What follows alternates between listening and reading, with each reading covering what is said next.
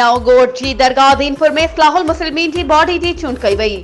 इस्लाहुल मुस्लिमीन की बॉडी चूंड में जिले लाड़काने के सदर मोहतरम Jabiruddin Malik, general secretary Riaz Ahmed Sheikh, joint secretary Mohammad Memon, press secretary Qari Ahmed Nawaz Memon, नायब सदर अब्दुल अजीज ताहिरी, ऑफिस सेक्रेटरी मोहम्मद आचर, मुआवने सदर खलीफा मोहम्मद आशिक, मुआवने जनरल सेक्रेटरी खलीफा मोहम्मद इलियास खुसूसी शिरकत कई।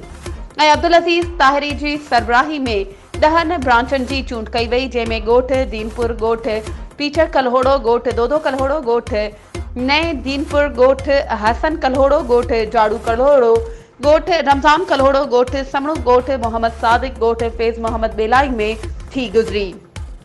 चूंड खां पोइ नवं चूंडियल मेंबरनि खे हलफ़ बरदारी कराई वई ऐं हलफ़ बरदारी करण वारनि जो तादाद 110 हुयो।